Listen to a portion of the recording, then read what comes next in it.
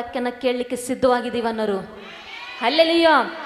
ಎಲ್ಲರಿಗೂ ಯೇಸು ಕ್ರಿಸ್ತನ ನಾಮದಲ್ಲಿ ನಿಮಗೆ ವಂದನೆಗಳನ್ನು ತಿಳಿಸುತ್ತಾ, ಫಿಲಿಪ್ಪ ಬರೆದ ಪುಸ್ತಕ 2ನೇ ಅಧ್ಯಾಯ 5ನೇ ವಚನವನ್ನು ನಾವು ಓದಿಕೊಳ್ಳೋಣ. ಕ್ರಿಸ್ತ ಯೇಸುವಿನಲ್ಲಿ ಇದ್ದಂಥ ಮನಸ್ಸು ನಿಮ್ಮಲ್ಲಿಯೂ ಇರಲಿ.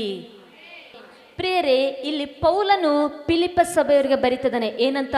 ಕ್ರಿಸ್ತನಲ್ಲಿ, ಯೇಸು ಕ್ರಿಸ್ತನಲ್ಲಿ ಇದ್ದಂಥ ಮನಸ್ಸು ನಿಮ್ಮಲ್ಲಿಯೂ ಸಹ ಇರಲಿ ಎಂಬುದಾಗಿ ಆತನು ಹೇಳ್ತಾ ಇದ್ದಾನೆ. ಯಾಕೆಂದರೆ ಯೇಸು ಕ್ರಿಸ್ತನು ಆತನು ಈ ಲೋಕದಲ್ಲಿ ಜೀವಿಸುವಾಗ, ನರಮನುಷ್ಯನಾಗಿ ಜೀವಿಸುವಾಗ ಆತನಿಗೂ ಸಹ ಅನೇಕ ಶೋಧನೆಗಳು, ಅನೇಕ ಕಷ್ಟಗಳು, ಅವಮಾನಗಳು, ನಿಂದೆಗಳು, ಅಪಹಾಸ್ಯಗಳು, ಪರಿಹಾಸ್ಯಗಳು, ಈಗೋ ಕಷ್ಟ, ನಷ್ಟ, ವೇದನೆ, ಬಾಧೆ ಆತನಿಗೂ ಸಹ ಉಂಟಾಯಿತು. ಯಾರಿಗೆ? ಯೇಸು ಸ್ವಾಮಿಗೆ. ಆತನು ಆ ರೀತಿಯಾಗಿ ಈ ಲೋಕದಲ್ಲಿ ಜೀವಿಸುವಾಗ ಆತನು ಅಂಥ ಪರಿಸ್ಥಿತಿಗಳಲ್ಲಿ ಎಂಥ ಒಂದು ಮನಸ್ಸನ್ನು ಯೇಸು ಸ್ವಾಮಿ ಹೊಂದಿಕೊಂಡಿದ್ರು ಅಂತೇಳಿ ಪೌಲನು ಫಿಲಿಪ್ಪಿ ಸಭೆಯವರಿಗೆ ಹೇಳ್ತಾ ಇದ್ದಾನೆ. ಹಲ್ಲೆಲೂಯಾ. ಹಾಗಾಗಿ ಅಂಥ ಒಂದು ಸಮಯದಲ್ಲಿ ಯೇಸು ಕ್ರಿಸ್ತನಲ್ಲಿ ಈ ಲೋಕದಲ್ಲಿ ಜೀವಿಸುವಾಗ ಆತನಲ್ಲಿ ಎಂಥ ಮನಸ್ಸು ಇತ್ತು ಎಂಬುದಾಗಿ ಹೇಳೋದಷ್ಟೇ ಅಲ್ಲ, ಯೇಸು ಕ್ರಿಸ್ತನ ಮನಸ್ಸು ನಿಮ್ಮಲ್ಲಿ ಸಹ ಇರಲಿ ಎಂಬುದಾಗಿ ಆತನ ಆಶೆ ಪಡ್ತಾ ಇದ್ದಾನೆ. ಹಲ್ಲೆಲೂಯಾ. ಪೌಲನು ಫಿಲಿಪ್ಪ ಸಭೆಯಲ್ಲಿ ಕ್ರಿಸ್ತನ ಮನಸ್ಸು ಇರಬೇಕೆಂಬುದಾಗಿ ಆಸೆ ಪಟ್ಟ ಪ್ರಕಾರ ಆಲಯದಲ್ಲಿ ಕೂತ್ಕೊಂಡು ವಾಕ್ಯ ಕೇಳುವಂಥ ಪ್ರತಿಯೊಬ್ಬ ಈಗ ಪ್ರಿಯ ಮಗನಲ್ಲಿಯೂ ಪ್ರಿಯ ಮಗಳಲ್ಲಿಯೂ ಸಹ ಅದೇ ಯೇಸು ಕ್ರಿಸ್ತನ ಮನಸ್ಸು ಇರಬೇಕೆಂಬುದಾಗಿ ಪರಲೋಕದ ದೇವರು ಸಹ ಆಸೆ ಪಡುವವರಾಗಿದ್ದಾರೆ. Hallelujah, hallelujah. ದೇವರು ನಮಗೆ ಸ್ತೋತ್ರ ಹೋಗ್ಲಿ ಪ್ರಿಯರೇ. ಹಾಗಾದರೆ ಕ್ರಿಸ್ತನಲ್ಲಿದ್ದಂಥ ಮನಸ್ಸು ನಮ್ಮಲ್ಲಿ ಇರಬೇಕು. ಆಮೇನ್. ಹಾಗಾದರೆ ಕ್ರಿಸ್ತನಲ್ಲಿ ಎಂಥ ಮನಸ್ಸಿದೆ ನಾವು ನೋಡಿಕೊಳ್ಳೋಣ ವಾಕ್ಯದಲ್ಲಿ.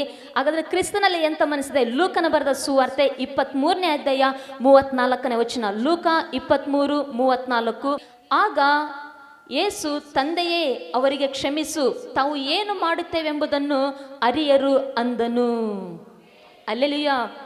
ದೇವರಿಗೆ ಸ್ತೋತ್ರವಾಗಲಿ. ಯೇಸು ಸ್ವಾಮಿ ಶಿಲುಬೆಯ ಮೇಲೆ ಇದ್ದಾರೆ.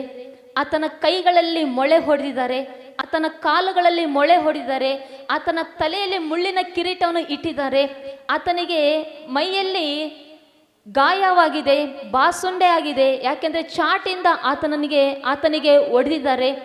ಯೇಸು ಸ್ವಾಮಿ ಶಿಲುಬೆ ಮೇಲೆ ಇರುವಾಗಲೂ, ಅಷ್ಟೊಂದು ಬಾಧೆಯಲ್ಲಿ ಇರುವಾಗಲೂ, ಕೈಗಳಿಗೆ ಮೊಳೆ ಹೊಡೆಯುವಾಗಲೂ, ಆತನನ್ನು ಪರಿಹಾಸ ಮಾಡುವಾಗಲೂ ಸಹ, ಅಂಥ ಪರಿಸ್ಥಿತಿಯಲ್ಲೂ ಸಹ ಯೇಸು ಸ್ವಾಮಿ ತನಗೆ ಅವಮಾನ ಮಾಡಿದವರನ್ನ, ತನಗೆ ಮೊಳೆ ಹೊಡೆದವರನ್ನ, ತನಗೆ ಈಗೋ ಆತನಿಗೆ ಗೇಲಿ ಮಾಡಿದವರನ್ನ, ಆತನನ್ನು ಶಿಲ್ಬೆಗೆ ಹಾಕಿದವರನ್ನ ಯೇಸು ಸ್ವಾಮಿ ಏನು ಮಾಡ್ತಾ ಇದ್ದಾರೆ? ಅವರನ್ನು ಕ್ಷಮಿಸುತ್ತಾ ಇದ್ದಾರೆ. ಹಲ್ಲೆಲೂಯಾ. ಒಂದನೇದಾಗಿ ಯೇಸು ತಂದೆಯವರಿಗೆ ಕ್ಷಮಿಸು ಅಂತೇಳಿ ನಾವು ನೋಡುವಾಗ, ಮೊದಲನೇದಾಗಿ ಕ್ರಿಸ್ತನಲ್ಲಿ ಎಂಥ ಮನಸ್ಸಿದೆ? ಕ್ಷಮಿಸುವಂಥ ಮನಸ್ಸು ಇದೆ. ಆಮೇನ್, ಆಮೇನ್. ಯೇಸು ಸ್ವಾಮಿ ಶಿಲುಬೆ ಮೇಲೆ ಇರುವಾಗಲೂ ಸಹ, ಆ ಒಂದು ಬಾಧೆಯಲ್ಲಿ ಆತನಿರುವಾಗಲೂ ಸಹ ಆತನಲ್ಲಿ ಎಂಥ ಮನಸ್ಸಿದೆ? ತನಗೆ ನೋವುಪಡಿಸಿದವರಿಗೆ, ತನಗೆ ಮೊಳೆ ಹೊಡೆದವರಿಗೆ, ತನಗೆ ಗಾಯ ಮಾಡಿದವರಿಗೆ, ತನಗೆ ಗೇಲಿ ಮಾಡ್ತಿರುವಂಥ ಜನರಿಗೆ ಯೇಸು ಏನು ಹೇಳ್ತಾ ಇದ್ದಾರೆ? ಕ್ಷಮಿಸುತ್ತಾ ಇದ್ದಾರೆ. ಆತನಲ್ಲಿ ಕ್ಷಮಿಸುವಂಥ ಮನಸ್ಸಿದೆ. ಪ್ರಿಯರೇ, ಚಪಾಳೆ ತಟ್ಟಿ ದೇವರಿಗೆ ಮಹಿಮೆ ಸಲ್ಲಿಸೋಣ. ಅದೇ ರೀತಿಯಾಗಿ ಪೇತ್ರನು ಒಂದ್ಸರಿ ಬಂದು ಯೇಸು ಸ್ವಾಮಿನ ಕೇಳ್ತಾ ಇದ್ದಾರೆ. ಏನಂತ? ಸ್ವಾಮಿ, ನೀನು ಕ್ಷಮಿಸು ಕ್ಷಮಿಸು ಅಂತ ಹೇಳ್ತಾ ಇದೆಯಲ್ವಾ? ನನ್ನ ಸಹೋದರನು ತಪ್ಪು ಮಾಡುತ್ತಾ ಬಂದರೆ ನಾನು ಎಷ್ಟು ಸಾರಿ ಕ್ಷಮಿಸ್ಬೇಕು? ಅವನ್ನ 7 ಸಾರಿನೂ ಕ್ಷಮಿಸ್ಬೇಕಾ ಅಂತೇಳಿ ಯೇಸು ಹೇಳಿದ್ರು, 7 ಸಾರಿ ಅಲ್ಲ, 770 ಸಾರಿ ನೀನು ಕ್ಷಮಿಸ್ಬೇಕಂತ ಹೇಳಿದ್ರು. ಅದರ ಅರ್ಥ ಏನಂದರೆ, ನಾವು ಏನು ಮಾಡ್ಬೇಕಂದ್ರೆ ಕ್ರಿಸ್ತನಲ್ಲಿ ಇದ್ದಂಥ ಕ್ಷಮಿಸುವಂಥ ಮನಸ್ಸು ನಿಮ್ಮಲ್ಲಿಯೂ ಸಹ ಇರಬೇಕು. ಆಮೇನ್. ಪ್ರಿಯರೇ, ಯೇಸು ಸ್ವಾಮಿ ಆತನು ಬಾಧೆಯಲ್ಲಿದ್ದಾನೆ, ಶಿಲುಬೆ ಮೇಲಿದ್ದಾನೆ, ಆತನ ಕೈಗಳಲ್ಲಿ ಮೊಳೆ ಹೊಡೆದಿದ್ದಾರೆ. ಅಂಥ ಪರಿಸ್ಥಿತಿಯಲ್ಲಿ ಕೂಡ ಆತನಲ್ಲಿ ಎಂಥ ಮನಸ್ಸಿದೆ? ಕ್ಷಮಿಸುವಂಥ ಮನಸ್ಸಿದೆ. ಈ ದಿನ ಇಲ್ಲಿ ಆಲಯದಲ್ಲಿ ಕೂತ್ಕೊಂಡು ವಾಕ್ಯ ಕೇಳುವಂಥ ಪ್ರಿಯ ದೇವರ ಮಕ್ಕಳೇ, ನಿಮ್ಮ ಜೀವಿತದಲ್ಲಿ ಸಹ ನಿಮಗೂ ಸಹ ಅನೇಕ ಜನರು, ನಿಮ್ಮ ತಂದೆ ತಾಯಿನೋ, ನಿಮ್ಮ ಗಂಡನೋ, ಅಥವಾ ನಿಮ್ಮ ಹೆಂಡತಿಯೋ, ನಿಮ್ಮ ಮಕ್ಕಳೋ, ನಿಮ್ಮ ಅತ್ತೆ ಮಾವನೋ, ನಿಮ್ಮ ಸೊಸೆನೋ, ಅಳಿಯನೋ, ಅಥವಾ ನಿಮ್ಮ ಬಂಧು ಬಾಂಧವರು, ನಿಮ್ಮ ಸ್ನೇಹಿತನೋ, ಯಾರೋ ನಿಮಗೂ ಸಹ ಅವರು ಗಾಯಪಡಿಸಿರ್ಬೋದು, ನೋವು ಮಾಡಿರ್ಬೋದು, ಅನ್ಯಾಯ ಮಾಡಿರ್ಬೋದು, ಅವ್ರು ನಿಮಗೆ ತೊಂದರೆ ಮಾಡಿರ್ಬೋದು. ಆದರೆ ಅವ್ರನ್ನ ಇದುವರೆಗೂ ನೀವು ಕ್ಷಮಿಸದೇ ಇರ್ಬೋದು. ಆದರೆ ದೇವ್ರ ವಾಕ್ಯ ನಮಗೆ ತಿಳಿಯಪಡಿಸ್ತಿದೆ, ಕ್ರಿಸ್ತನು ಕ್ಷಮಿಸುವಂಥ ಮನಸ್ಸು ಹೊಂದಿರೋ ಪ್ರಕಾರ ನೀವುಗಳು ಸಹ ಕ್ಷಮಿಸುವಂಥ ಮನಸ್ಸನ್ನು ಹೊಂದಿರಬೇಕು. Hallelujah, hallelujah. ಕೆಲವ್ರು ಹೇಳ್ತಾ ಇರ್ತಾರೆ, ಅವ್ರ ಮುಖ ನೋಡಿದ್ರೆ ನನಗೆ ಆಗಲ್ಲ, ಅವ್ರ ಹೆಸರು ಕೇಳಿದ್ರೆ ನನಗಾಗಲ್ಲ. ಏನದು? ಕ್ಷಮಿಸದೆ ಇರುವಂಥ ಮನಸ್ಸು. ಹಲ್ಲೆಲೂಯಾ. ಇಲ್ಲಿ ನೋಡ್ರಿ, ಯೇಸು ಸ್ವಾಮಿನ ಶಿಲುಬೆಗೆ ಹಾಕಿದ್ರು, ಮೊಳೆ ಹೊಡೆದ್ರು, ಆದ್ರೆ ಯೇಸು ಸ್ವಾಮಿಲಿ ಎಂಥ ಮನಸ್ಸಿದೆ? ಕ್ಷಮಿಸುವಂಥ ಮನಸ್ಸಿದೆ ಪ್ರಿಯರೇ. ಅದೇ ರೀತಿಯಾಗಿ ನಿಮಗೆ ಯಾರೇ ಅನ್ಯಾಯ ಮಾಡಿದ್ರು ಕೂಡ, ಅಪರಾಧ ಮಾಡಿದ್ರು ಕೂಡ, ತಪ್ಪು ಮಾಡಿದ್ರು ಸಹ, ನಿಮಗೆ ದ್ರೋಹ ಮಾಡಿದ್ರು ಕೂಡ, ಮೋಸ ಮಾಡಿದ್ರು ಕೂಡ, ಅಂಥ ಜನರನ್ನ ನೀವೇನು ಮಾಡಬೇಕು? ಕ್ಷಮಿಸುವಂಥ ಕ್ರಿಸ್ತನ ಮನಸ್ಸು ನಿಮ್ಮಲ್ಲಿರಬೇಕು ಪ್ರಿಯರೇ. Hallelujah, hallelujah. ಏಸಾವನಿಗೆ ಅನ್ಯಾಯ ಮಾಡಿದ ಯಾರು? ತಮ್ಮನಾದ ಯಾಕೋಬನು. ತನ್ನ ಅಣ್ಣನಿಗೆ ಆಗಬೇಕಾಗಿದ್ದ ಆಶೀರ್ವಾದವನ್ನು ತಾನು ತೆಗೆದುಕೊಂಡು ಏನ್ ಮಾಡ್ದ? ಅಣ್ಣನಿಗೆ ಅನ್ಯಾಯ ಮಾಡ್ದ, ದ್ರೋಹ ಮಾಡ್ದ, ಮೋಸ ಮಾಡ್ದ. ಆದ್ರೆ ಏಸಾವನು ಏನ್ ಮಾಡ್ದ? ಯಾಕೋಬನನ್ನ ಕ್ಷಮಿಸಿದ. ಏಸಾವನಲ್ಲಿ ಕ್ಷಮಿಸುವಂತ ಮನಸ್ಸಿತ್ತು, ಅದಕ್ಕೆ ತನ್ನ ತಮ್ಮನಾದ ಯಾಕೋಬನನ್ನ ಕ್ಷಮಿಸಿದನು ಪ್ರಿಯರೇ. ಹಲ್ಲೆಲೂಯಾ. ಯೋಸೇಫನನ್ನು ಅಣ್ಣಂದ್ರು ಏನ್ ಮಾಡಿದ್ರು? ರಿಲೇಷನ್ಸ್ ಅವನನ್ನ ಗುಂಡಿಯಲ್ಲಿ ಹಾಕಿದ್ರು. ಬೇರೆ ದೇಶಕ್ಕೆ ಅವ್ರು ಏನ್ ಮಾಡಿದ್ರು? ಯೋಸೇಫನನ್ನ ಮಾರಿದ್ರು, ಅವನಿಗೆ ದ್ರೋಹ ಮಾಡಿದ್ರು, ಅವನಿಗೆ ತೊಂದರೆ ಮಾಡಿದ್ರು, ಇಕ್ಕಟ್ಟು ಮಾಡಿದ್ರು. ಅಣ್ಣ, ಯಾಕೆ ಈ ರೀತಿ ಮಾಡ್ತೀರಾ? ನಾನು ನಿಮ್ಗೆ ಏನು ಅನ್ಯಾಯ ಮಾಡಿದೆ? ಪ್ಲೀಸ್ ನನ್ನ ಈ ಗುಂಡಿಯಿಂದ ಮೇಲೆ ಎತ್ತಿರಿ, ನನ್ನ ನೀವು ಪರದೇಶಕ್ಕೆ ನೀವು ಮಾರಬೇಡ್ರಿ ಅಂತೇಳಿ ಎಷ್ಟು ಕೇಳ್ಕೊಂಡ್ರು ಕೂಡ ಸ್ವಲ್ಪ ಕೂಡ ಅವ್ರಿಗೆ ಕರುಣೆ ಬರಲಿಲ್ಲ ತಮ್ಮನ ಮೇಲೆ. ಅವರು ತಮ್ಮನಿಗೆ ಅಷ್ಟು ದ್ರೋಹ ಮಾಡಿದ್ರು, ಅಷ್ಟು ಅನ್ಯಾಯ ಮಾಡಿದ್ರು, ಅಷ್ಟು ಒಂದು ಅವಮಾನ ಮಾಡಿದ್ರು ಕೂಡ ಯೋಸೇಫನು ಐಗುಪ್ತ ದೇಶದಲ್ಲಿ ಒಂದು ಉನ್ನತವಾದ ಸ್ಥಾನದಲ್ಲಿ ಬರುವಾಗ ಯೋಸೇಫನು ತನ್ನ ಅಣ್ಣಂದಿರನ್ನು ನೋಡುವಾಗ ಏನ್ ಮಾಡ್ದ? ತನ್ನ ಅಣ್ಣಂದಿರ ಒಂದು ಅನ್ಯಾಯ ದ್ರೋಹವನ್ನು, ಈಗ ಒಂದು ತನ್ನ ಅಣ್ಣಂದಿರು ಆತನಿಗೆ ಮಾಡಿದ ಒಂದು ಎಲ್ಲ ಒಂದು ಕೆಟ್ಟ ಕಾರ್ಯವನ್ನು ಮರೆತು ತನ್ನ ಅಣ್ಣಂದಿರನ್ನು ಕ್ಷಮಿಸಿದನು. ಹಲ್ಲೆಲೂಯಾ. ಕ್ರಿಸ್ತ ಯೇಸುನಲ್ಲಿದ್ದಂಥ ಕ್ಷಮಿಸುವಂತ ಮನಸ್ಸು ಏಸಾವನಲ್ಲಿತ್ತು. ಏಸಾವನ್ ಕೂಡ ಏನ್ ಮಾಡ್ದ? ಕ್ಷಮಿಸಿದ. ಯೋಸೇಫನು ಕೂಡ ತನ್ನ ಅಣ್ಣ ತಮ್ಮಂದಿರನ್ನು ಏನ್ ಮಾಡಿದ? ಕ್ಷಮಿಸಿದನು. ಸ್ಟೆಫನನು ಆತನು ಸುವಾರ್ತೆ ಸಾರಕ್ಕೆ ಜನರೆಲ್ಲರೂ ಆತನ ಮೇಲೆ ಕಲ್ಲೆಸ್ದು ಆತನನ್ನ ಕೊಲ್ಲುತ್ತಾ ಇದ್ದಾರೆ. ಆದ್ರೂ ಸಹ ಸ್ಟೆಫನನ್ನು ಏನ್ ಮಾಡ್ತದನು ಗೊತ್ತಾ? ಕಲ್ಲೆಸ್ದು ಕೊಲ್ಲುವಂತ ಜನರ ಮೇಲೆ ಆತನು ಶಾಪ ಆಗ್ತಾ ಇಲ್ಲ. ದೇವ್ರೇ, ಈ ಜನರಿಗೆ ನೀನು ತಕ್ಕ ಶಿಕ್ಷೆ ಮಾಡಪ್ಪ ಅಂತೇಳಿ ಆತನು ಶಾಪ ಕೊಡ್ತಾ ಇಲ್ಲ. ಬದಲಾಗಿ ದೇವರೇ, ಇವ್ರೇನ್ ಮಾಡ್ತಿದ್ರು ಇವ್ರಿಗೆ ಗೊತ್ತಿಲ್ಲ, ಈ ಅಪರಾಧನ ಅವ್ರ ಮೇಲೆ ಹಾಕ್ಬೇಡ ಅಂತೇಳಿ ಸ್ಟೆಫನನ್ನು ತನ್ನ ಮೇಲೆ ಕಲ್ಲು ಎಸೆದವರ ಮೇಲೆ ಆತನು ಕ್ಷಮಿಸುವಂತ ಮನಸ್ಸು ಮಾಡಿದನು. ಈ ದಿನ ಜನರು ಸಹ ನಿಮಗೆ ಯಾವುದೋ ವಿಷಯದಲ್ಲಿ ಕಲ್ಲೆಸೆತಾ ಇರ್ಬೋದು. ನಿಮ್ಮ ಬಿಸ್ನೆಸ್ಸಿಗೆ ಅಡ್ಡಿ ಮಾಡ್ತಿರ್ಬೋದು ಕಲ್ಲೆಸ್ದು, ನಿಮ್ಮ ಮಕ್ಕಳ ವಿದ್ಯಾಭ್ಯಾಸಕ್ಕೆ ಅಡ್ಡಿ ಮಾಡ್ತಾ ಇರ್ಬೋದು ಕಲ್ಲೆಸ್ದು, ನಿಮ್ಮ ಒಂದು ಫ್ಯಾಮಿಲಿ ಒಂದಾಗಿ ಇರ್ಲಿಕ್ಕೆ ಬಿಡದಂತೆ ಅವರು ಕಲ್ಲೆಸ್ದು ಏನೋ ಒಂದು ಮಾತುಗಳು, ಚಾಡಿ ಮಾತು ಹೇಳಿ ನಿಮ್ಮ ಕುಟುಂಬವನ್ನ ಒಡಿತಾ ಇರ್ಬೋದು. ಹಲ್ಲೆಲೂಯಾ. ನಿಮ್ಮ ಒಂದು ಭವಿಷ್ಯತ್ತಿಗೆ ನೀವು ಜಾಬ್ ತೆಗೆದುಕೊಳ್ಳಿಕ್ಕೆ, ನೀವು ವಿದ್ಯಾಭ್ಯಾಸ ಮಾಡಲಿಕ್ಕೆ, ನೀವು ಒಂದು ಬಿಸ್ನೆಸ್ ಮಾಡಲಿಕ್ಕೆ, ನೀವು ಕೆಲಸ ಮಾಡಲಿಕ್ಕೆ ಜನರು ನಿಮ್ಮ ಮೇಲೆ ಕಲ್ಲೆಸ್ತಾ ಇರ್ಬೋದು. ಆದ್ರೂ ನೀವೇನ್ ಮಾಡ್ಬೇಕು? ಅವ್ರನ್ನ ಕ್ಷಮಿಸಬೇಕು. ಹಲ್ಲೆಲೂಯಾ. ದೇವ್ರೇ, ಈ ರೀತಿ ಮಾಡ್ತಾರಪ್ಪ, ನಾನು ಅವ್ರಿಗೇನು ಕೇಡು ಬಯಸಲ್ಲ ದೇವ್ರೆ, ನಾನು ಅವ್ರನ್ನ ಕ್ಷಮಿಸ್ತೀನಿ, ನೀನೇ ಅವ್ರಿಗೆ ಒಳ್ಳೆ ಬುದ್ಧಿ ಕೊಡು, ನೀನೇ ಅವ್ರನ್ನ ಬದಲಾಯಿಸು, ನೀನೇ ಅವ್ರನ್ನ ಮಾರ್ಪಡಿಸಂತೇಳಿ ನೀನು ಸಂಪೂರ್ಣವಾಗಿ ಏನ್ ಮಾಡ್ಬೇಕು? ಅವ್ರನ್ನ ಕ್ಷಮಿಸಿಬಿಡ್ಬೇಕು. ಆಗ ನಿನ್ನಲ್ಲಿ ಕ್ಷಮಿಸುವಾಗ ಮಾತ್ರ ಕ್ರಿಸ್ತನಲ್ಲಿ ಇದ್ದಂಥ ಕ್ಷಮಿಸುವ ಮನಸ್ಸು ನಿನ್ನಲ್ಲಿ ಇರುವಂತದ್ದಾಗಿದೆ. ಕ್ಷಮಿಸ್ಬೇಕಂತೇಳಿ ನಾವು ಪ್ರೂವ್ ಮಾಡ್ಲಿಕ್ಕೆ ಅವ್ರನ್ನೇ ಹೆಗಲ ಮೇಲೆ ಹತ್ಸ್ಕೊಂಡು ಕೂಡಿಸ್ಕೋಬೇಕಾಗಿಲ್ಲ.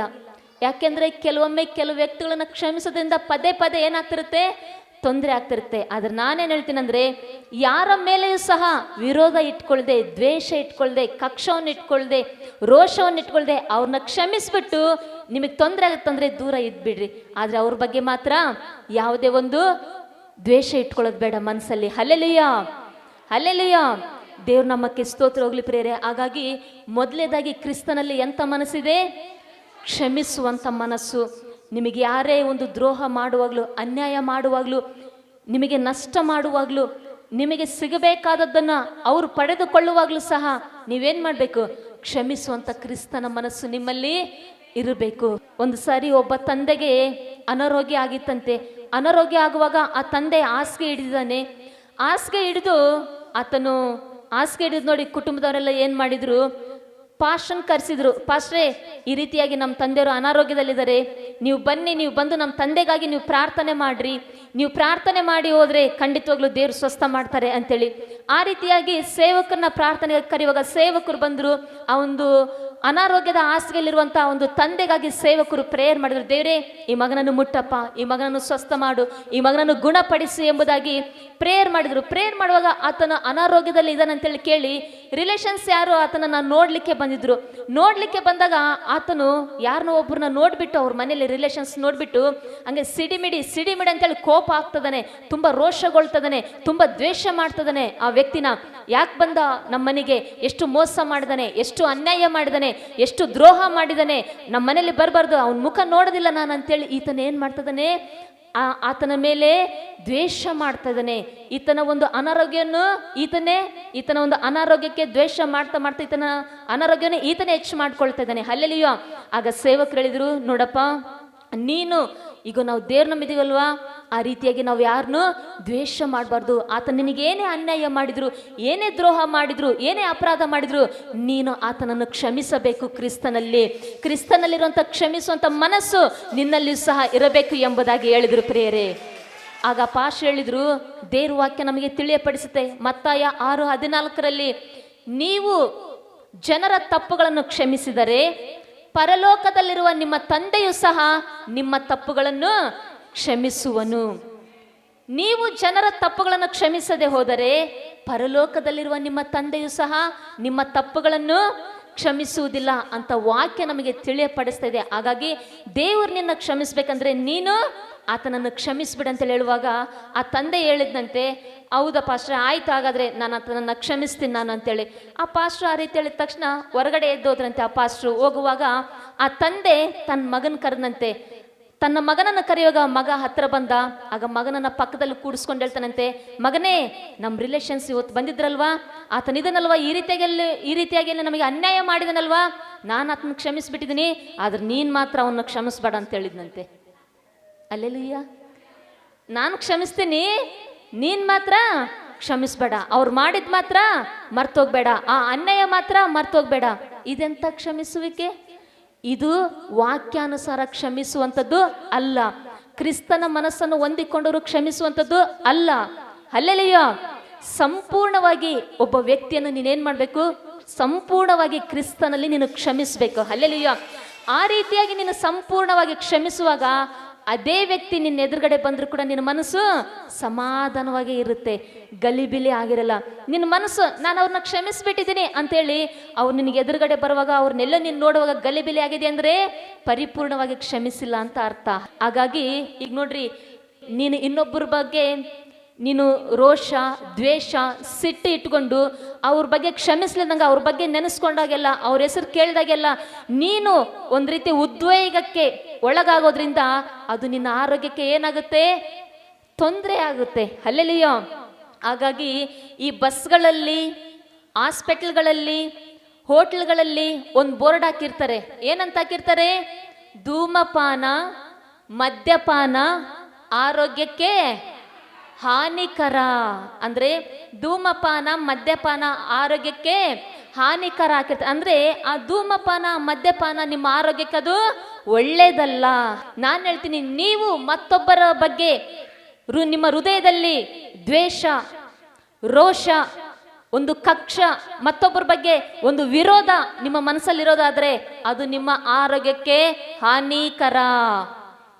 ಅರ್ಥ ಆಗ್ತಾ ಇದೆಯಾ? ಹಲ್ಲೆಲೂಯಾ.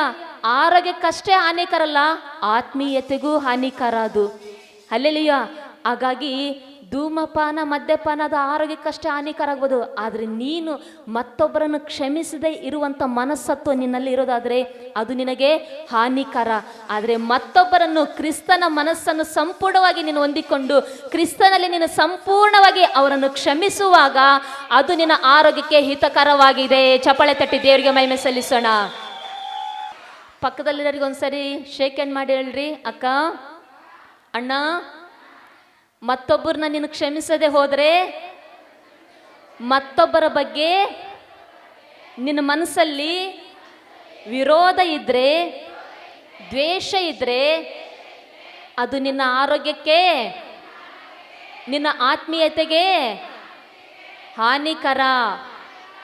ಅದನ್ನ ಬಿಟ್ಟು ಮತ್ತೊಬ್ಬರನ್ನು ಕ್ಷಮಿಸಿ ಕ್ರಿಸ್ತನ ಮನಸ್ಸನ್ನು ಹೊಂದಿಕೊಂಡು ಸಂಪೂರ್ಣವಾಗಿ ಕ್ಷಮಿಸಿದರೆ ಅದು ನಿನ್ನ ಆರೋಗ್ಯಕ್ಕೂ ಆತ್ಮೀಯತೆಗೂ ಹಿತಕರ. ಚಪಳೆ ತಟ್ಟಿ ದೇವರಿಗೆ ಮಹಿಮೆ ಸಲ್ಲಿಸೋಣ. ಹಾನಿಕರ ಬೇಕಾ ಹಿತಕರ ಬೇಕಾ? ಹಿತಕರ ಬೇಕಂದ್ರೆ ಮನಸ್ಸು ಭಾರ ಇಟ್ಕೋಬೇಡ್ರಿ, ವಿರೋಧ ಇಟ್ಕೋಬೇಡ್ರಿ, ದ್ವೇಷ ಇಟ್ಕೋಬೇಡ್ರಿ. ಅವ್ರ ಮುಖ ನೋಡಿದ್ರೆ ನನಗಾಗಲ್ಲ ಹಂಗನ್ಲೇಬೇಡ್ರಿ, ಅವ್ರ ಹೆಸರು ಕೇಳಿದ್ರೆ ನನಗಾಗಲ್ಲ ಆ ರೀತಿ ಹೇಳಲೇಬೇಡ್ರಿ, ಅವ್ರ ಗಾಳಿ ಅಂದ್ರೆ ನನಗಾಗಲ್ಲ ಆ ರೀತಿ ಹೇಳಲೇಬೇಡ್ರಿ. ಕ್ರಿಸ್ತನಲ್ಲಿ ಕ್ಷಮಿಸ್ರಿ, ನೀವು ಆರೋಗ್ಯಕರವಾಗಿ ಆತ್ಮೀಯವಾಗಿ ಜೀವಿಸ್ರಿ. ಹಲ್ಲೆಲೂಯಾ. ಓಕೆ, ದೇವ್ರ ನಮ್ಮಕ್ಕೆ ಸ್ತೋತ್ರವಾಗಲಿ. ಒಂದನೇದಾಗಿ ಕ್ರಿಸ್ತನಲ್ಲಿ ಎಂಥ ಮನಸ್ಸಿದೆ? ಕ್ಷಮಿಸುವಂತ ಮನಸ್ಸಿದೆ. ಎರಡನೇದಾಗಿ ನೋಡೋಣ ಕ್ರಿಸ್ತನಲ್ಲಿ ಎಂಥ ಮನಸ್ಸಿದೆ ಅಂತ. Praise the lord. ಎರಡನೇದು ಯೋಹಾನನ್ ಬರೆದ ಸುವಾರ್ತೆ 13ನೇ ಅಧ್ಯಾಯ 5ನೇ ವಚನ. ಎರಡನೇ ಮನಸ್ಸನ್ನು ನೋಡ್ಕೊಳ್ಳೋಣ. ಆಗ ಬೋಗುಣಿಯಲ್ಲಿ ನೀರು ಹಾಕಿಕೊಂಡು ಶಿಷ್ಯರ ಕಾಲುಗಳನ್ನು ತೊಳೆಯುವುದಕ್ಕೂ ನಡುವಿಗೆ ಕಟ್ಟಿಕೊಂಡಿದ್ದ ಕೈಪಾವಡದಿಂದ ಒರೆಸುವುದಕ್ಕೂ ಪ್ರಾರಂಭಿಸಿದನು. ಆಮೇನ್, ಆಮೇನ್. ಈ ವಾಕ್ಯದಲ್ಲಿ ನಾವು ನೋಡುವಾಗ ಯೇಸು ಸ್ವಾಮಿ ಆತನು ಸರ್ವಶಕ್ತನಾದ ದೇವರು, ಆತನು ಸೃಷ್ಟಿಕರ್ತನು, ಭೂಲೋಕದಲ್ಲಿಯೂ ಪರಲೋಕದಲ್ಲಿಯೂ ಎಲ್ಲ ಅಧಿಕಾರವು ಆತನಿಗೆ ಕೊಡಲ್ಪಟ್ಟಿದೆ. ಆತನ ಅಷ್ಟೊಂದು ಘನವುಳ್ಳ ದೇವರಾದರೂ ಸಹ ಯೇಸು ಸ್ವಾಮಿ ಏನು ಮಾಡ್ತಿದ್ರು ಗೊತ್ತಾ? ಒಂದು ಬೋಗುಣಿಯಲ್ಲಿ ನೀರನ್ನು ಹಾಕಿಕೊಂಡು ತನ್ನ ಶಿಷ್ಯರ ಪಾದಗಳನ್ನು ಕಾಲುಗಳನ್ನು ತೊಳೆಯುವುದಷ್ಟೇ ಅಲ್ಲ, ಒಂದು ಬಟ್ಟೆಯನ್ನು ತೆಗೆದುಕೊಂಡು ಕೈಪಾವಡನ್ನು ತೆಗೆದುಕೊಂಡು ಶಿಷ್ಯರ ಕಾಲುಗಳನ್ನು ಒರೆಸ್ತಾ ಇದ್ದಾರೆ. ಈ ವಾಕ್ಯದಲ್ಲಿ ನೋಡುವಾಗ ನಮಗೆ ಗೊತ್ತಾಗುತ್ತೆ ಯೇಸುವಿನಲ್ಲಿ ತಗ್ಗಿಸಿಕೊಳ್ಳುವ ಮನಸ್ಸಿದೆ. ಎಂಥ ಮನಸ್ಸಿದೆ? ಯೇಸುವಿನಲ್ಲಿ ತಗ್ಗಿಸಿಕೊಳ್ಳುವ ಮನಸ್ಸಿದೆ. ಹಲ್ಲೆಲೂಯಾ. ಪ್ರಿಯರೇ, ಯೇಸು ಹೇಳಿದ್ರು, ತನ್ನನ್ನು ತಾನು ಹೆಚ್ಚಿಸಿಕೊಳ್ಳುವವನು ತಗ್ಗಿಸಲ್ಪಡುವನು, ತನ್ನನ್ನು ತಾನು ತಗ್ಗಿಸಿಕೊಳ್ಳುವವನು ಹೆಚ್ಚಿಸಲ್ಪಡುವನು ಅಂತ. ಹಾಗಾಗಿ ಯೇಸು ಸ್ವಾಮಿನೇ ಅಷ್ಟು ದೊಡ್ಡ ದೇವರಾದ್ರೂ ಸಹ, ಆತನಲ್ಲಿ ಅಷ್ಟು ಶಕ್ತಿ ಸಾಮರ್ಥ್ಯ ಇದ್ರೂ ಸಹ ಯೇಸು ಸ್ವಾಮಿ ಏನು ಮಾಡಿದ್ರು? ಶಿಷ್ಯರ ಪಾದಗಳನ್ನು ತೊಳೆದು ತನ್ನನ್ನು ತಾನು ತಗ್ಗಿಸಿಕೊಂಡು ನಮಗೆ ಮಾದರಿಯನ್ನು ತೋರಿಸಿದ್ರು. ಅಂದರೆ ಕ್ರಿಸ್ತನಲ್ಲಿ ತಗ್ಗಿಸಿಕೊಳ್ಳುವಂಥ ಮನಸ್ಸು ಇದೆ. ಸ್ನಾನಿಕನಾದ ಯೋಹಾನನು ಯೋರ್ದನ ಹೊಳೆಯಲ್ಲಿ ದೀಕ್ಷಾ ಸ್ನಾನ ಕೊಡ್ತಾ ಇದ್ದಾನೆ ಜನರಿಗೆ. ದೇವರ ರಾಜ್ಯವು ಸಮೀಪವಾಯಿತು, ದೇವರ ಕಡೆಗೆ ತಿರುಗಿಕೊಳ್ಳ್ರಿ, ಪರಲೋಕ ರಾಜ್ಯ ಸಮೀಪವಾಯಿತು, ದೇವರ ಕಡೆಗೆ ತಿರುಗಿಕೊಳ್ಳ್ರಿ ಎಂಬುದಾಗಿ ಹೇಳುತ್ತಾ ಜನರಿಗೆ ದೀಕ್ಷಾ ಸ್ನಾನ ಕೊಡ್ತಾ ಇದ್ದಾನೆ. ಆ ರೀತಿ ದೀಕ್ಷಾ ಸ್ನಾನ ಕೊಡುವಂಥ ಸಮಯದಲ್ಲಿ ಜನರು ಕೇಳ್ತಿದ್ದಾರೆ, ಆತನು ಆ ರೀತಿ ಒಂದು ಅಧಿಕಾರಯುಕ್ತವಾಗಿ ಹೇಳೋದು ನೋಡಿ, ನೀನು ಬರಬೇಕಾದಂಥ ಕ್ರಿಸ್ತನ, ನೀನು ಈ ರೀತಿಯಾಗಿ ನೀನು ದೇವರ ಕುರಿತಾಗಿ ಸುವಾರ್ತೆ ಹೇಳಿ ನೀನು ದೀಕ್ಷಾ ಸ್ನಾನ ಕೊಡ್ತಿದೆಯಲ್ವಾ, ನೀನು ಬರಬೇಕಾದಂಥ ಕ್ರಿಸ್ತನ ಅಂತ ಹೇಳುವಾಗ ಅವಾಗ ಯೋಹಾನನ, ಓ ಕ್ರಿಸ್ತನೋ, ಓ ನಾನೇ ಕ್ರಿಸ್ತನೋ ಅಂತೇಳಿ ಆತನ ಹೆಚ್ಚಿಸ್ಕೊಳ್ಳಿಲ್ಲ. ಸ್ನಾನಿಕನಾದ ಯೋಹಾನನ್ ಏನು ಮಾಡಿದ್ರು? ಕ್ರಿಸ್ತನ, ನಾನು ಕ್ರಿಸ್ತನಲ್ಲ, ನಾನು ಆತನ ಪಾದದ ಕೆರೆಗಳ ಬಾರನ್ನು ಬಿಚ್ಚುವುದಕ್ಕೂ ನಾನು ಯೋಗ್ಯನಲ್ಲ ಅಂತೇಳಿ ತನ್ನನ್ನು ತಾನು ತಗ್ಗಿಸ್ಕೊಂಡ ಯೋಹಾನನು. ದೇವ್ರು ನಮ್ಮಕ್ಕೆ ಸ್ತೋತ್ರ ಹೋಗ್ಲಿ ಪ್ರಿಯರೇ. ಎರಡನೇದಾಗಿ ಕ್ರಿಸ್ತನಲ್ಲಿ ಎಂಥ ಮನಸ್ಸಿದೆ? ತಗ್ಗಿಸಿಕೊಳ್ಳುವಂಥ ಮನಸ್ಸಿದೆ. ಯೇಸು ಸ್ವಾಮಿ ಒಂದು ಸಾಮ್ಯವನ್ನು ಹೇಳಿದ್ರು. ಆಲಯಕ್ಕೆ ಇಬ್ಬರು ವ್ಯಕ್ತಿಗಳು ಬರ್ತಾರೆ, ಫರಿಸಾಯನು ಮತ್ತು ಸುಂಕದವನು. ಫರಿಸಾಯನು ಬಂದು ಪ್ರೇಯರ್ ಮಾಡ್ತಾನೆ, ದೇವರೇ ನಾನು ನೀತಿವಂತನು, ನಾನು ಒಳ್ಳೆಯವನು, ಎಲ್ಲರೂ ವಾರಕ್ಕೊಂದ್ಸರಿ ಉಪವಾಸ ಪ್ರೇಯರ್ ಮಾಡಿದ್ರೆ ನಾನು 2 ವರ್ತಿ ಮಾಡ್ತೀನಿ, 2 ದಿನ ಉಪವಾಸ ಪ್ರೇಯರ್ ಮಾಡ್ತೀನಿ, 2 ಸರಿ ಉಪವಾಸ ಪ್ರೇಯರ್ ಮಾಡ್ತೀನಿ, ನಾನು ಕಾಣಿಕೆಯನ್ನು ಕೊಡ್ತೀನಿ. ಈಗೋ ಆ ಹಿಂದ್ಗಡೆ ಕೂತ್ಕೊಂಡಿದ್ದಾನಲ್ವ ಸುಂಕದವನು, ಅವನಂತೆ ನಾನಲ್ಲ, ನಾನು ನೀತಿವಂತನು, ನಾನು ಒಳ್ಳೆಯವನು ಅಂತೇಳಿ ತನ್ನನ್ನು ತಾನು ಹೆಚ್ಚಿಸ್ಕೊಂಡು ಪ್ರೇಯರ್ ಮಾಡ್ತಿದ್ದಾನೆ ಫರಿಸಾಯನು. ಆದರೆ ಸುಂಕದವನು ಆಲಯದಲ್ಲಿ ಹಿಂದ್ಗಡೆ ಒಂದು ಮೂಲೆಯಲ್ಲೇ ಕೂತ್ಕೊಂಡು ಪ್ರೇಯರ್ ಮಾಡ್ತಿದ್ದಾನೆ. ಏನಂತ? ಆಕಾಶದ ಕಡೆಗೂ ಕಣ್ಣೆತ್ತಿ ನೋಡುವುದಕ್ಕೂ ಮನಸ್ಸಿಲ್ಲದೆ ಈಗ ಎದೆ ಬಡ್ಕೊಳ್ಳುತ್ತಾ, ದೇವರೇ ಪಾಪಿಯಾದ ನನ್ನನ್ನು ಕರುಣಿಸು ಅಂತೇಳಿ ಆತನೇನು ಮಾಡ್ತಿದ್ದಾನೆ? ತನ್ನನ್ನು ತಾನು ತಗ್ಗಿಸ್ಕೊಂಡು ಪ್ರೇಯರ್ ಮಾಡ್ತಿದ್ದಾನೆ. ನಾವು ವಾಕ್ಯದಲ್ಲಿ ನೋಡುತ್ತೇವೆ, ದೇವರು ಸುಂಕದವನ ಪ್ರಾರ್ಥನೆಯನ್ನು ಕೇಳಿ ಅವನ ಪ್ರಾರ್ಥನೆಯನ್ನೇ ಮೆಚ್ಚಿದರಂತೆ ಪ್ರೇಯರೇ. ಹಲ್ಲೆಲೂಯಾ. ಅವನು ನೀತಿವಂತನಾಗಿ ಮನೆಗೋದ್ನಂತೆ, ಆ ಫರಿಸಾಯನ ಅಂಥವನಾಗಿ ಹೋಗ್ಲಿಲ್ಲಂತೆ. ಹೆಚ್ಚಿಸಿಕೊಳ್ಳುವಂಥ ಪ್ರಾರ್ಥನೆಯನ್ನು ಮೆಚ್ಚಿದ್ನ ದೇವರು, ತಗ್ಗಿಸಿಕೊಳ್ಳುವಂಥ ಪ್ರಾರ್ಥನೆಯನ್ನು ಮೆಚ್ಚಿದ್ನ. ತಗ್ಗಿಸಿಕೊಳ್ಳುವಂಥ ಕ್ರಿಸ್ತ ಯೇಸುವಿನಲ್ಲಿದ್ದಂಥ ತಗ್ಗಿಸಿಕೊಳ್ಳುವಂಥ ಮನಸ್ಸು ನಿಮ್ಮಲ್ಲಿಯೂ ಸಹ ಇರಲಿ. ದೇವರ ಮುಂದೆ, ದೇವರ ಸೇವಕರ ಮುಂದೆ, ನಿಮ್ಮ ತಂದೆ ತಾಯಿಗಳ ಮುಂದೆ, ಗುರು ಹಿರಿಯರ ಮುಂದೆ, ನಿಮ್ಮ ಗಂಡನ ಮುಂದೆ ನೀವು ತಗ್ಗಿಸಿಕೊಳ್ಳುವಾಗ ಖಂಡಿತವಾಗ್ಲೂ ನನ್ನ ದೇವರು ಆಶೀರ್ವಾದ ಮಾಡೋರಾಗಿದ್ದಾರೆ. ನಿಮ್ಮಲ್ಲಿ ತಗ್ಗಿಸಿಕೊಳ್ಳುವ ಮನಸ್ಸು ಇದೆ ಅಂದರೆ ಅದು ಕ್ರಿಸ್ತನ ಮನಸ್ಸು. ಇನ್ನು ಕೆಲವರು ಏನು ಮಾಡ್ತಾರಂದ್ರೆ ತಗ್ಗಿಸ್ಕೊಳ್ಳೋದೇ ಇಲ್ಲ, ಫುಲ್ಲು ಬಿಲ್ಡಪ್. ಏನಂತೇಳಂದ್ರೆ, ನಾನಂದ್ರೆ ಏನು, ನನ್ನ ಹೆಸರು ಅಲ್ಲಿ ಗೊತ್ತು, ಆ ಊರಿಗೆ ಗೊತ್ತು, ನನ್ನ ಹೆಸರು ಅವ್ರಿಗೆ ಗೊತ್ತು, ನನ್ನ ಹೆಸರು ಇವ್ರಿಗೆ ಗೊತ್ತು, ಎಲ್ಲರಿಗಿಂತ ಚೆನ್ನಾಗಿ ನಾನೇ ಬೆಸ್ಟು, ಎಲ್ಲರಿಗಿಂತ ಚೆನ್ನಾಗಿ ನಾನೇ ಕೆಲಸ ಮಾಡೋದು ಅಂತೇಳಿ ಹೆಚ್ಚಿಸ್ಕೊಳ್ತಾ ಇರ್ತಾರೆ. ಅವ್ರ ಹತ್ರ ಅದಿಲ್ಲ, ನನ್ನ ಹತ್ರ ಇದೆ, ಅವ್ರಿಗೆ ಅದು ಗತಿ ಇಲ್ಲ, ನನಗೆ ಇದು ಇದೆ. ದೇವ್ರಿಗೆ ಸ್ತೋತ್ರ. ಇನ್ನೊಬ್ರ ಹತ್ರ ಇಲ್ದೇ ಇರೋದು ನಿನ್ನ ಹತ್ರ ಇದೆ ಅಂದ್ರೆ ದೇವ್ರಿಗೆ ಸ್ತೋತ್ರ ಮಾಡು, ದೇವ್ರಿಗೆ ಥ್ಯಾಂಕ್ಸ್ ಹೇಳು. ಆದ್ರೆ ಹೆಚ್ಚಿಸ್ಕೊಳ್ಳಿಕ್ಕೆ ಹೋಗ್ಬೇಡ. ಹಲ್ಲೆಲೂಯಾ. ದೇವ್ರ ವಾಕ್ಯ ಹೇಳುತ್ತೆ, ದೇವರ ತ್ರಾಣವುಳ್ಳ ಹಸ್ತದ ಕೆಳಗೆ ನಿಮ್ಮನ್ನು ತಗ್ಗಿಸಿಕೊಳ್ಳಿರಿ, ತಕ್ಕ ಕಾಲದಲ್ಲಿ ರೈಟ್ ಟೈಮಲ್ಲಿ ಆತ ನಿಮ್ಮನ್ನು ಮೇಲಕ್ಕೆ ತಂದು ಆಶೀರ್ವಾದ ಮಾಡೋನೆ ಎಂಬುದಾಗಿ. ಯಾರಾದ್ರೂ ಕೇಳ್ತಾರೆ, ಬ್ರದರ್ ಸಿಸ್ಟರ್ ನೀವು ಎಲ್ಲಿ ಕೆಲಸ ಮಾಡ್ತಿದ್ರಿ? ಇಂಥಲ್ಲಿ ನಾನು ಕೆಲಸ ಮಾಡ್ತಾ ಇದ್ದೀನಿ. ಹಾಗಾದ್ರೆ ಎಷ್ಟು ಕೊಡ್ತಾರೆ ಸಂಬಳ? ಅವಾಗ ಬಿಲ್ಡಪ್ ಕೊಡೋದು. ಸಂಬಳ ಕೊಡೋದೇನು 13,000, ಇವ್ರು ಹೇಳೋದೇನು 31,000. ಉಲ್ಟಾ ಮಾಡ್ಬಿಡ್ತಾರೆ ಅದನ್ನ. ಏನದು? ಹೆಚ್ಚಿಸ್ಕೊಳ್ಳೋದು. ನಿನಗೆ ಎಷ್ಟು ಸಂಬಳ ಬರುತ್ತೋ ಅಷ್ಟೇ ಹೇಳು. ಆ ರೀತಿಯಾಗಿ ಹೆಚ್ಚಿಸ್ಕೊಳ್ಳೋದು. 12,000 ಬಂದ್ರೆ 12,000ನೇ ಅಂತ ಹೇಳು. 21,000 ಅಂತೇಳಿ ಹೆಚ್ಚಿಸ್ಕೊಳ್ಳೋಕೆ ಹೋಗ್ಬೇಡ, ಬಿಲ್ಡಪ್ ಕೊಡೋಕೆ ಹೋಗ್ಬೇಡ. ದೇವ್ರಿ ಅದು ಕ್ರಿಸ್ತನ ಮನಸ್ಸಲ್ಲ ಅದು. ಹಲ್ಲೆಲೂಯಾ. ಒಂದ್ಸರಿ ಒಂದು ಬ್ಯಾಂಕಲ್ಲಿ ಮ್ಯಾನೇಜರ್ ಟ್ರಾನ್ಸ್ಫರ್ ಆಗಿ ಬಂದಿದ್ರಂತೆ. ಅವತ್ತೇ ಬಂದು ಡ್ಯೂಟಿಗೆ ಜಾಯ್ನ್ ಆಗಿದ್ದಾರೆ. ಹೊಸದಾಗಿ ಜಾಯ್ನ್ ಆಗುವಾಗ ಚೇಂಬರಲ್ಲಿ ಕೂತ್ಕೊಂಡಿದ್ದಾರೆ. ಯಾರೋ ಒಬ್ರು ಕಾಲಿಂಗ್ ಬೆಲ್ ಮಾಡಿದ್ರು, ಮೇ ಕಮಿನ್ ಸರ್ ಅಂತೇಳಿ. ಇವ್ರು ಅನ್ಕೊಂಡ್ರು ಇವತ್ತೇ ಬಂದಿನ ಡ್ಯೂಟಿಗೆ ಚೆನ್ನಾಗಿ ಬಿಲ್ಡಪ್ ಕೊಡಬೇಕು ಈ ಸ್ಟಾಫ್ ಮುಂದೆ ಅಂತೇಳಿ ಎಸ್ ಕಮಿನ್ ಅಂತೇಳಿ ಅಂದ್ರು. ಆ ವ್ಯಕ್ತಿ ಒಳಗಡೆ ಬಂದ. ಒಳಗಡೆ ಬರೋದಕ್ಕಿಂತ ಮುಂಚಿತವಾಗಿ ಬನ್ನಿ ಅಂತೇಳಿ ಈ ಒಬ್ಬ ಬ್ಯಾಂಕ್ ಮ್ಯಾನೇಜರ್ ಏನು ಮಾಡ್ತಾ ಇದ್ರು, ಫೋನ್ ತಗೊಂಡು ಲ್ಯಾಂಡ್ ಫೋನ್ ತಗೊಂಡು ಫೋನಲ್ಲಿ ಮಾತಾಡ್ತಾ ಇದ್ರು. ಫೋನಲ್ಲಿ ಮಾತಾಡ್ತಾ ಇರುವಾಗ ಆ ವ್ಯಕ್ತಿ ಒಳಗಡೆ ಬಂದು ಸುಮ್ಮನೆ ನಿಂತ್ಕೊಂಡಿದ್ದಾರೆ. ಫೋನಲ್ಲಿ ಮಾತಾಡ್ತಾರಲ್ವಾ, ಇನ್ನೊಬ್ರು ಫೋನಲ್ಲಿ ಮಾತಾಡ್ಬೇಕಾದ್ರೆ ಮಧ್ಯದಾಗ ಬಾಯಿ ಹಾಕಬಾರ್ದು. ಅದು ಕಾಮನ್ ಸೆನ್ಸ್ ಅಲ್ಲದು. ಹಲ್ಲೆಲೂಯಾ. ಯಾಕಂದ್ರೆ ಫೋನಲ್ಲಿ ಮಾತಾಡ್ತಿದ್ರೆ ಈ ಕಡೆ ಗಮನ ಕೊಡ್ಬೇಕಾ, ಆ ಕಡೆ ಗಮನ ಕೊಡ್ಬೇಕಾ? ಒಂದೇ ಸಮಯದಲ್ಲಿ ಒಂದು ಕಡೆ ಮಾತ್ರ ಗಮನ ಕೊಡ್ಲಿಕ್ಕೆ ಆಗುತ್ತೆ. ಕೆಲವ್ರು ಹಂಗಲ್ಲ, ಫೋನಲ್ಲಿ ಮಾತಾಡ್ತಿದ್ರು ಕೂಡ ಮಾತಾಡಿಸ್ತಿರ್ತಾರೆ. ಹಲ್ಲೆಲೂಯಾ. ಆ ರೀತಿ ಮಾಡಬೇಡಿ. ಇಲ್ಲಾಂದ್ರೆ ಹೇಳ್ರಿ, ಇಲ್ಲ ಫೋನ್ ಕಟ್ ಮಾಡ್ರಿ, ನಾನು ಮಾತಾಡ್ಬೇಕು, ಇಂಪಾರ್ಟೆಂಟ್ ಐತೆ, ಫೋನ್ ಕಟ್ ಮಾಡ್ರಿ ಅಂತ ಹೇಳ್ರಿ. ದೇವರಿಗೆ ಸ್ತೋತ್ರ. ಆ ಬ್ಯಾಂಕ್ ಮ್ಯಾನೇಜರ್ ಫೋನಲ್ಲಿ ಮಾತಾಡ್ತಾ ಇದ್ದ. ಆ ವ್ಯಕ್ತಿ ಬಂದು ನಿಂತ್ಕೊಂಡಿದ್ದಾನೆ. ಈ ವ್ಯಕ್ತಿ ಹೇಳ್ತಾ ಇದ್ದ ಬ್ಯಾಂಕ್ ಮ್ಯಾನೇಜರ್, ಹೇಳಿ ಸರ್. ಹೌದಾ, ಮುಖ್ಯಮಂತ್ರಿ ಫೋನ್ ಮಾಡಿದ್ರ ನಿಮಗೆ? ನನ್ನ ಬಗ್ಗೆ ಹೇಳಿದ್ರ? ಇರ್ಲಿ ಬಿಡ್ರಿ, ಪರವಾಗಿಲ್ಲ. ಅದೇನಿಲ್ಲ ಬಿಡ್ರಿ ಸರ್, ನಾನೇನೋ ನನ್ನ ಕೈಲಾದಷ್ಟು ಒಂದು ಚಿಕ್ಕ ಸಹಾಯ ಮಾಡಿದ್ದೀನಿ ಅಷ್ಟೇ. ಅಷ್ಟಕ್ಕೆಲ್ಲ ಅಷ್ಟು ಹೊಗಳಿದ್ರ ನನ್ನವರು ಅಂತೇಳಿ ಈತ ಫೋನಲ್ಲಿ ಮಾತಾಡ್ತಿದ್ದಾನೆ, ಬಿಲ್ಡಪ್ ಕೊಡ್ತಾ ಇದ್ದಾನೆ. ಅಯ್ಯೋ, ಮುಖ್ಯಮಂತ್ರಿಗೆ ಅವ್ರು ಹೆಲ್ಪ್ ಕೇಳಿದ್ರಲ್ವಾ, ಅವ್ರು ಹೆಲ್ಪ್ ಕೇಳಿದ್ರೆ ನಾನು ಮಾಡಲೇಬೇಕಲ್ವಾ? ಅದೇನು ನಾನು ಮಾಡಿದ್ರೆ ಏನು ತೊಂದರೆ ಇಲ್ಲ, ಅವ್ರು ಇನ್ನೊಂದ್ಸರಿ ಕೇಳಿದ್ರು ನಾನು ಹೆಲ್ಪ್ ಮಾಡ್ತೀನಿ, ನಿಮಗೂ ಏನಾದರೂ ಹೆಲ್ಪ್ ಬೇಕಂದ್ರೆ ನಾನು ಹೆಲ್ಪ್ ಮಾಡ್ತೀನಿ ಅಂತೇಳಿ ಮಾತಾಡಿ ಫೋನ್ ಇಟ್ಟರು ಬ್ಯಾಂಕ್ ಮ್ಯಾನೇಜರು. ಅವಾಗ ಎದುರುಗಡೆ ಇರುವಂಥ ವ್ಯಕ್ತಿನ ಕೇಳ್ದ, ಏನಪ್ಪ ನಿನಗೇನು ಬೇಕು ಅಂತೇಳಿ. ಆತಂದ, ಸರ್ ಲ್ಯಾಂಡ್ ಫೋನ್ ಕೆಟ್ಟೋಗಿದೆ ಅಂತೇಳಿ ಫೋನ್ ಮಾಡಿದ್ರು, ಅದಕ್ಕೆ ರೆಡಿ ಮಾಡೋಣ ಅಂತ ಬಂದಿದ್ದೀನಿ ಸರ್ ಅಂತೇಳಿ. ಅವಾಗ ಆತನ ಮುಖ ಹೇಗಾಗಿರ್ಬೇಡ, ಸುಳ್ಳು ಹೇಳಿ ಸಿಗಾಕೊಂಡು, ಬಿಲ್ಡಪ್ ಕೊಟ್ಟು ಸಿಗಾಕೊಂಡು ಹೇಗಾಗಿರ್ಬೇಡ. ಅದಕ್ಕೆ ಬಿಲ್ಡಪ್ ಕೊಡೋದು ಅದು ಯಾವತ್ತಿದ್ರು ಅದು ಗೌರವನೇ ಅಲ್ಲದು. ಏನಾಗುತ್ತೆ, ಗೌರವನ ಕಡಿಮೆ ಮಾಡಿಬಿಡುತ್ತೆ. ಹಲ್ಲೆಲೂಯಾ. ಹಾಗಾಗಿ ತಗ್ಗಿಸಿಕೊಳ್ಳುವಂಥ ಮನಸ್ಸಿರುವಾಗ ಅದನ್ನು ದೇವರು ಕೂಡ ಮೆಚ್ಚುತ್ತಾನೆ. ಪ್ರಿಯರೇ, ದೇವರು ನಮ್ಮಕ್ಕೆ ಸ್ತೋತ್ರವಾಗಲಿ. ಕ್ರಿಸ್ತನಲ್ಲಿ ಇದ್ದಂಥ ತಗ್ಗಿಸಿಕೊಳ್ಳುವಂಥ ಮನಸ್ಸು ನಿಮ್ಮಲ್ಲಿಯೂ ಇರಲಿ. ಒಂದ್ಸರಿ ಅಂತೆ 9ನೇ ನಂಬರ್ ಇದೆ ಅಲ್ವಾ, 9 ನಂಬರ್ ಇದೆ ಅಲ್ವಾ, ಆ 9 ನಂಬರ್ ಏನು ಮಾಡಿದ್ ಗೊತ್ತಾ, 8ನೇ ನಂಬರ್ಗೆ ಹೋಗಿ ಕಪಾಳಕ್ಕಂಗೆ ಚಡ ಅಂತ ಏಟಾಕ್ಬಿಡ್ತಂತೆ. ಈ 8ನೇ ನಂಬರು ನನ್ನ ಯಾಕೆ ಕುಡಿತೀನಿ ನೀನು ಸುಮ್ಮನೆ ಅಂತೇಳಿ 9ನೇ ನಂಬರ್ನ ಕೇಳ್ತಂತೆ. 9ನೇ ನಂಬರ್ ಹೇಳ್ತಂತೆ, ನಾನು ದೊಡ್ಡ ನಂಬರ್, ನಾನು ದೊಡ್ಡ ನಂಬರ್ ಅಂತೇಳಿ ಹೆಚ್ಚಿಸ್ಕೊಂತಂತೆ. ನೀನೇನು ಹಿಂದಕ್ಕೆ ತಿರುಗಿ ಮಾತಾಡಂಗಿಲ್ಲ, ಸುಮ್ಮನೆ ಇರ್ಬೇಕಷ್ಟೇ ನೀನು. 8ನೇ ನಂಬರ್ ಯೋಚನೆ ಮಾಡ್ತಂತೆ, ಹಂಗಾದ್ರೆ ನನಗಿನ ಸಣ್ಣರು ಯಾರಿದ್ದಾರೆ?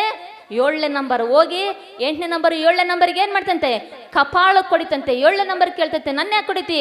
ಶಟಾಪ್, ನಾನು ನಿನಗಿನ್ನ ದೊಡ್ಡವನು, ನಾನು ನೀನೇನು ಹಿಂದಕ್ಕೆ ತಿರುಗಿ ಮಾತಾಡಂಗಿಲ್ಲ, ಸುಮ್ಮನೆ ಬಾಯಿ ಮುಚ್ಕೊಂಡಿರ್ಬೇಕು ಅಷ್ಟೇ ಅಂತೇಳಿ ಇದು ಹೆಚ್ಚಿಸ್ಕೊಂತಂತೆ. 7ನೇ ನಂಬರು ಏನು ಮಾಡ್ತು, 6ನೇ ನಂಬರಿಗೆ ಹೋಗಿ ಹೊಡಿತಂತೆ. 6ನೇ ನಂಬರ್ ಹೋಗಿ 5ನೇ ನಂಬರಿಗೆ ಏಟ್ ಹಾಕ್ತಂತೆ. ಅದಕ್ಕೆ ಕೇಳ್ತಂತೆ, ಯಾಕೆ ಹೀಗೆ ಮಾಡ್ತಂತ? ನಿನಗಿನ್ನ ನಾನು ದೊಡ್ಡನು, ಏನು ಮಾತಾಡಂಗಿಲ್ಲ, ನೀನು ಸುಮ್ಮನೆ ಇರಬೇಕು, ನನಗಿನ್ನ ಸಣ್ಣರಲ್ಲ, ನೀವು ಬಾಯಿ ಮುಚ್ಕೊಂಡಿರ್ಬೇಕಂತೇಳಿ 5ನೇ ನಂಬರ್ ಹೋಗಿ 4ನೇ ನಂಬರ್ಗೆ ಏಟ್ ಹಾಕ್ತಂತೆ. 4ನೇ ನಂಬರ್ ಹೋಗಿ 3ನೇ ನಂಬರ್ಗೆ ಏಟ್ ಹಾಕ್ತಂತೆ. 3ನೇ ನಂಬರ್ ಹೋಗಿ 2ನೇ ನಂಬರ್ಗೆ ಏಟ್ ಆಗಿತ್ತು. 2ನೇ ನಂಬರ್ ಹೋಗಿ 1ಕ್ಕೆ ಏಟ್ ಹಾಕಿತ್ತು. ಇವಾಗ 1 ಯಾರ ಹತ್ರ ಹೋಗ್ಬೇಕು? 0 ಹತ್ರ. ಹಲ್ಲೆಲೂಯಾ. 0 ಹತ್ರ ಓದ್ತಂತೆ. ಇವೆಲ್ಲ ಏನು ಮಾಡ್ತಿದ್ವಿ, ಒಂದಕ್ಕೊಂದು ಹೆಚ್ಚಿಸ್ಕೊಳ್ತದೆ. ನಿನಗಿಂತ ನಾನು ದೊಡ್ಡದು, ನೀನು ಸುಮ್ಮನೆ ಇರೋಕೆ, ನಾನು ಹೊಡೆದು ನೀನು ಹೊಡೆಸ್ಕೋಬೇಕು ಅಷ್ಟೇ, ಇನ್ನು ನಿನಗಿಂತ ನಾನು ದೊಡ್ಡದು ಅಂತೇಳಿ. ಪಾಪ ಈ 1 ಹೋಗಿದೆ. 1 ಮತ್ತು 0 ಎದುರು ಬದ್ರ ನಿಂತ್ಕೊಂಡಿದ್ದಾವೆ. 0 ಹೇಳ್ತಂತೆ, 1 1 ನನ್ನನ್ನು ಯಾಕೆ ಹೊಡಿಲಿಕ್ಕೆ ಬಂದಿದೀಯಾ, ನಾನು ತುಂಬ ಸೊನ್ನೆ, ನಾನು ಮತ್ತೆ ನೀನು ನನ್ನ ನೋಡಿದ್ರೆ ನಾನು ಹೋಗಿ ಯಾರ ಮೇಲೆ ದೌರ್ಜನ್ಯ ಮಾಡಲಿಕ್ಕೆ ಯಾವ ನಂಬರು ಇಲ್ಲ, ಪ್ಲೀಸ್ ಪ್ಲೀಸ್ ಅಂತೇಳಿ ಸೊನ್ನೆ ಏನು ಮಾಡ್ತಂದ್ರೆ ತಗ್ಗಿಸ್ಕೊಂಡ್ಬಿಡ್ತಂತೆ ಒಂದ್ರ ಹತ್ರ. ಆ ಸೊನ್ನೆ ತಗ್ಗಿಸ್ಕೊಳ್ಳೋದು ನೋಡಿ ಒಂದು ನಂಬರಿಗೆ ಕರುಣೆ ಬಂದ್ಬಿಟ್ಟು ಅದು ಹೇಳ್ತಂತೆ, ಆಯಿತು ಹಂಗಾದ್ರೆ ನಾನು ನಿನ್ನ ಒಡೆಯಲ್ಲ, ನಾವಿಬ್ಬರು ಜೊತೆಗಿರೋಣ ಅಂತೇಳಿ 1 ಮತ್ತು 0 ಜೊತೆಗೆ ನಿಂತ್ಕೊಂಡುವಂತೆ. ಅವಾಗ 10 ನಂಬರ್ ಆಯ್ತಂತೆ ಪ್ರಿಯರೇ. ಅವಾಗ 10 ನಂಬರ್ ಆಗುವಾಗ 9 ಏನಂತ ದಿಮಾಕ್ ಮಾಡ್ತಿತ್ತು, ನಾನೇ ದೊಡ್ಡದಂತ. ಆದರೆ 0 ತಗ್ಗಿಸ್ಕೊಂಡ್ರಿಂದ ದೇವ್ರು ಏನು ಮಾಡಿದ್ರು, 9ಕ್ಕಿಂತ ಹೆಚ್ಚಾಗಿ ದೇವರು ಆಶೀರ್ವಾದ ಮಾಡಿದ್ರು 10 ನಂಬರನ್ನು. ನಿಜವಾಗ್ಲೂ ಹೇಳ್ತೀನಿ, ತಗ್ಗಿಸ್ಕೊಳ್ಳೋದ್ರಲ್ಲಿ ಆಶೀರ್ವಾದ ಇದೆ, ತಗ್ಗಿಸ್ಕೊಳ್ಳೋದ್ರಲ್ಲಿ ಆಶೀರ್ವಾದ ಇದೆ. ಆಗಲೇ ನಿನಗೆ ಆಶೀರ್ವಾದ ಕಾಣದೇ ಇರ್ಬೋದು, ಬರುವಂಥ ದಿನಮಾನಗಳಲ್ಲಿ ಆ ಒಂದು ಆಶೀರ್ವಾದ ನಾವು ಕಾಣೋರಾಗಿದ್ದೇವೆ ಪ್ರಿಯರೇ. ಹಾಗಾಗಿ ಕ್ರಿಸ್ತನಲ್ಲಿ ಇದ್ದಂಥ ಮನಸ್ಸು ನಿಮ್ಮಲ್ಲಿಯೂ ಇರಲಿ.